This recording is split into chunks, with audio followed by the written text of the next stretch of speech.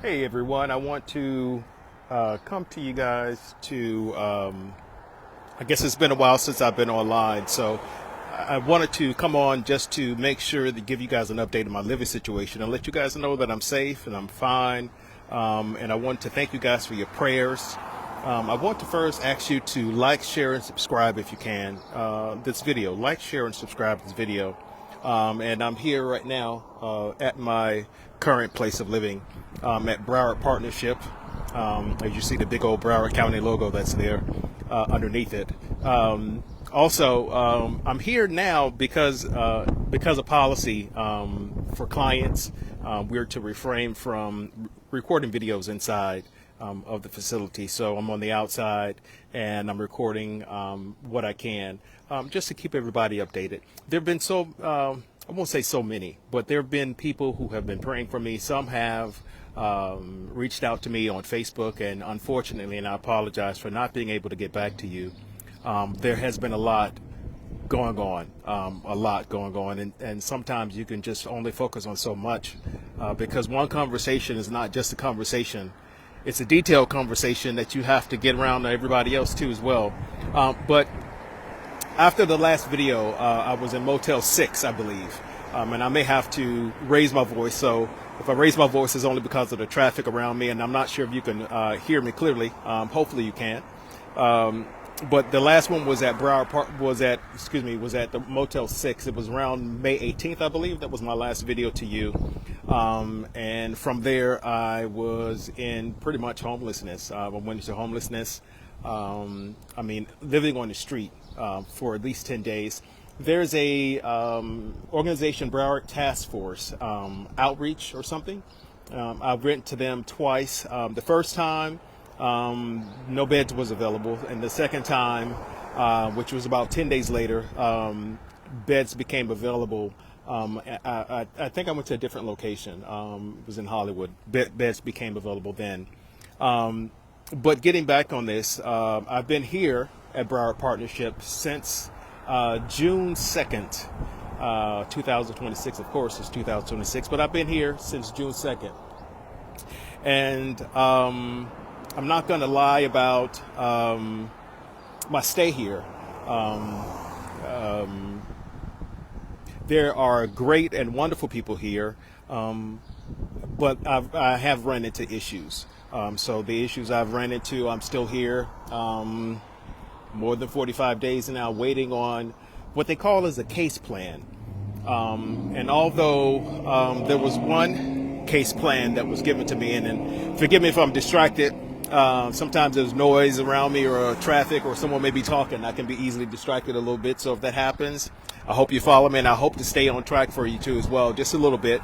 And I'm going off the cuff to give a little detail of just a little bit of what I've kind of been dealing with here is the case plan. And so making sure that my intentions be known, because for me, I'm a person that's a recipient of Social Security and disability and stuff as well. And because of that, there are particular policies that puts it in a way to where if you're able to be pretty much booted out of this facility if you reject services that are more expedient to you, housing services that are more expedient than maybe others. My goal has always been to reobtaining my residence from the eviction and appealing the eviction, the process has started. It has started. It's a process, but it's not that much of a daunting process, or the stay that from my understanding, from the time frame of, I think most being here. However, it just particularly points out people that may, be able to receive those services, which is people that more disability or whatever. It gives them I want to say it gives them an out, but there's a clause in the policy that basically says that, if you reject the services, whether you feel the services necessarily are for you or not, they may exit you from the program pretty much. So the thing is, I've been concerned in making sure that my intentions, because when it comes to the case plan has the goals and the objectives, the intentions, I believe, not just of Broward Partnership or the organization or the social worker or whoever you want to say, but it has the intentions of the client too as well, of what the client needs to do, and making sure you're following the client's pathway too as well to the goal of housing or reobtaining housing. And so it got to the point that I had to file a 28-page complaint because I was asking for my case plan. I was refused to get the printout of my case plan. Me being concerned about being booted out, I kept asking for the case plan to make sure that what I was doing was in there too as well, and appealing for my case and understanding that's my primary goal. After a long journey of that, it didn't get until June 2nd, and I didn't get my case plan, which was on the side, and I don't want to go into details how I even got that, but I finally got the printout of the case plan June 22nd. Once viewing the case plan, it had nothing in there that we discussed, talked about, or anything. The goals, the objectives, the stay, and what does that mean? That means pretty much when you don't keep up to your part of what you need to do, it puts you in jeopardy of exiting the program. When you're not given notice of particular stuff, that you may be in jeopardy of that particular thing, it puts people in jeopardy of being booted out of the program if you don't do what you need to do. That's the bottom line. And if you're not saying what you agreed to do, such as me saying something about I was seeking employment. I never told the case manager I was going for employment when I had my own company. It was a 28-page complaint. A 28-page complaint that has everything in detail, and it has the current plan that's in there and stuff. Trust me, it's anybody that knows me, the only thing I can do is be as detailed to make sure there's no room for error. You know, he said, she said, all that kind of stuff, and I try to do everything I can do. But the case plan, it was not developed according to me.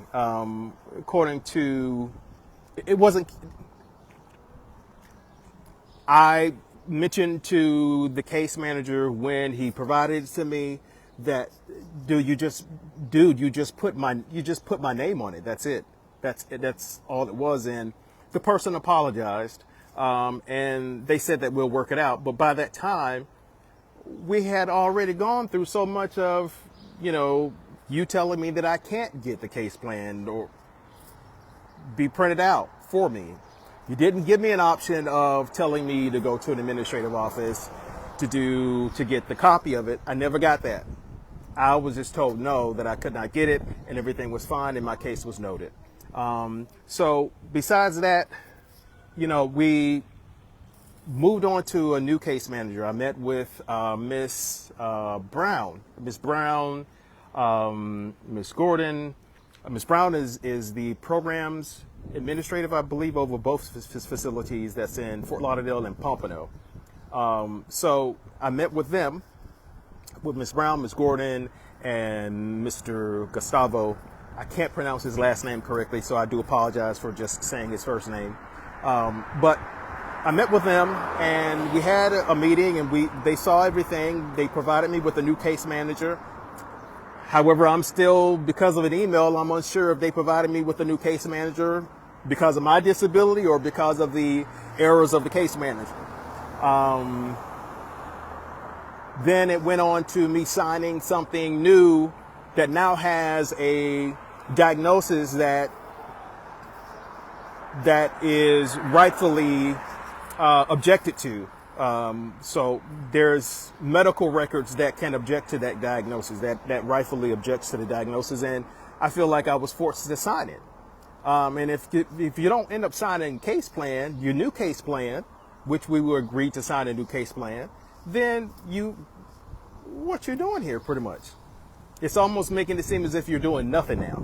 And now I'm here for 45 days, now a new case plan is here, but then you want me to sign it. Yeah, I'm signing that. That means I agree to a diagnosis too as well that technically I don't.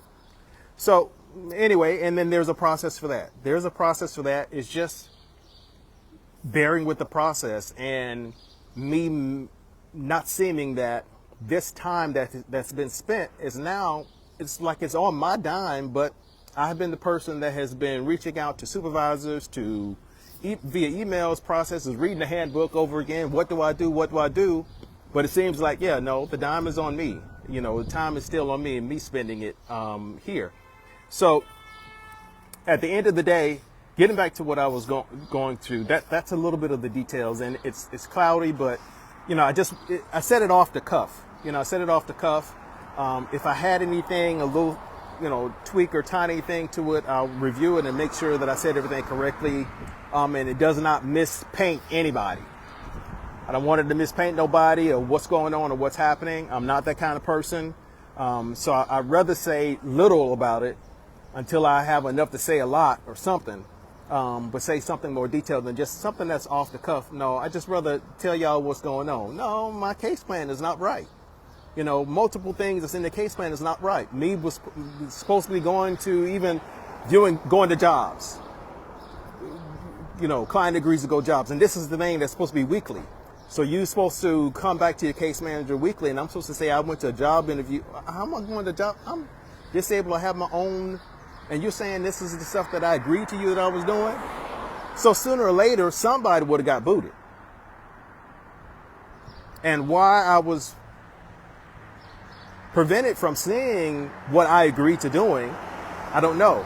But it turns out that not only the stuff me agreeing or didn't agree to it, but by the time I got back through a process with the new case manager, there were documents electronically signed that was not signed by me. My signature wasn't even on there. There had to be 10 different electronic files signed that didn't have my signature on there. That brings me to a high level of concern. It should bring anybody to a high level of concern. I'm just being honest about it. You know, I was told that they viewed it, and when I had gone through the process with the new case manager of these electronic documents that we're signing, and she's like, I didn't do this. And by the time we called in her supervisor, and no, these were, you remember signing these before? No, I've never. I recalled every document that I signed, and there were more than 10 different electronic documents, to my understanding, that was signed without my permission. I wasn't in the room. No, I wasn't even there to do the case plan, more or less to sign the documents. That is concerning. But anyway, you know, that's my stay here so far. I'm just trying to work on my case plan. I'm trying to work on my case plan, get my objectives, because the case plan and objectives are not just for what Broward Partnership is doing for you, but what are you doing for yourself? In my personal opinion, what are you doing for yourself to get this housing done? What are you saying you're doing? How do we measure the goals of this person to what they say they're going to do, and are they doing what they're going to do? Are they doing what they say that they do? Sorry, that's a tongue twister for me. But anyway, I just wanted to let everybody know that I found shelter, and here at Broward Partnership. And it's been, you know, there's wonderful people here, wonderful staff persons here and stuff.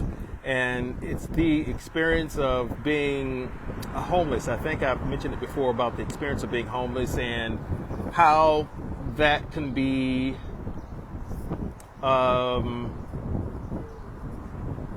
it can be humbling for anybody. It can be humbling for anybody, and for everyone, I would say, everyone, no matter where you are, homelessness can be knocking at your door. No matter who you are, whether it is don't just think about finances.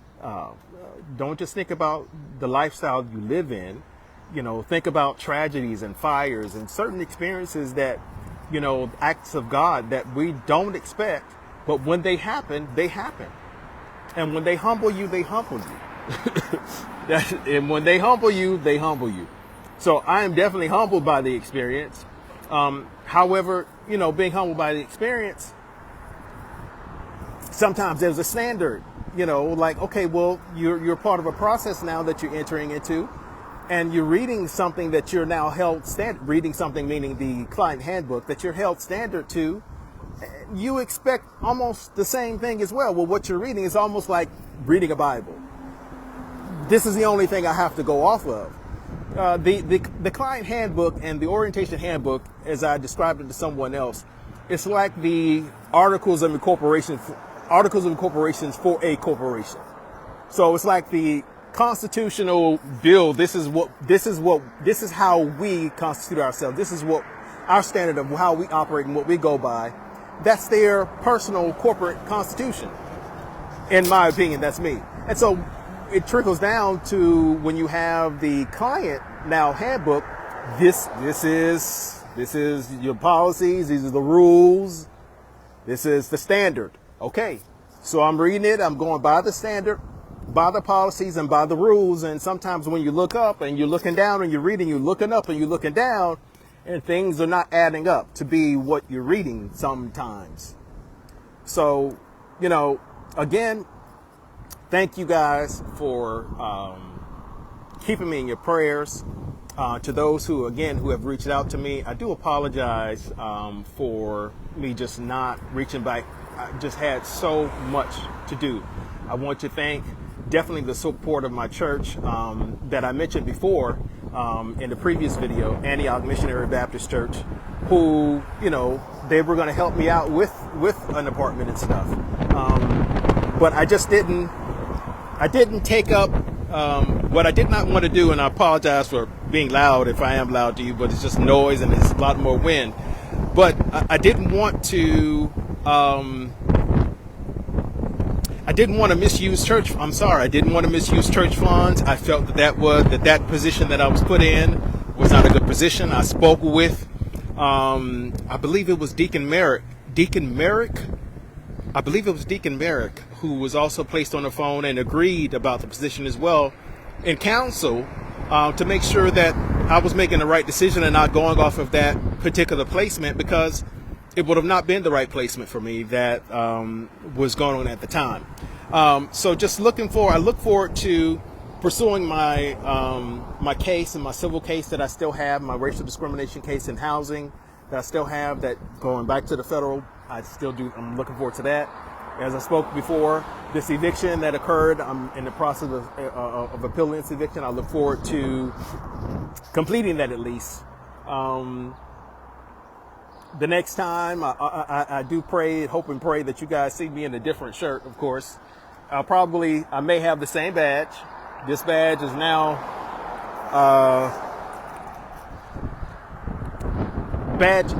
this badge and the residence here, it really changes your life. I'm not saying that in a bad way. That is in a thank God way. That is in a thank God, like, wow, there's a shelter. I have a shelter now. I have a place to lay my head. I have a place to continue to do what I was doing, or try to, regather myself. Whatever it is, you just have to be there to know what it's like to not have a place, to thank God for a place for your head. In Jesus' name. And there's food that's here. There's great staff. It's not all bad. It's not all bad. I hope this video does not come out to be all bad. It's not. But the bottom line here is that when people are here, you're here for a reason. You're here to do, even if you don't have a job, you're here to do a job. You have a job to do, and that's to get yourself together. You have to have that in writing. You have to make it plain. And it has to be in standard with what you said you're going to do. And if not, you can't be here, because it's other people that are homeless that need to. I was on the waiting list before I got here. So it's other people. If you're not doing what you need to do and you're getting free food, you're getting, in Jesus' name. So I just want to be in order, like I'm sure anybody else would. I thank you guys for listening. I thank you for your thoughts and prayers. I do hope this does not come out wrong, because it's not about being right or wrong. It's just, hey, this is what's happening. This is what's going on. I have not had the time to update you guys since mid-May. And the last time I updated you guys, I was facing homelessness. I went through homelessness. Okay, this is my update. It's a fair update to say this is where I am. And you know, I had to get my ID updated for important medications that, you know, I had to get everything updated. You know, it's just an experience that I wouldn't wish on anybody else. But I thank God for being here again. And I'm going to say goodbye to you all now and just stay blessed. Thank you for your prayers again. I pray I haven't spoken too around the bush, and I hope y'all able to hear it out, you know, because I tried to do another video, but I had to redo it because I felt that some details were necessary, and that required me to go off the cuff, unfortunately. But hopefully, you know, my message has been clear and gotten across. All right. Thank y'all so much. Stay blessed. Have a wonderful day. Thank you.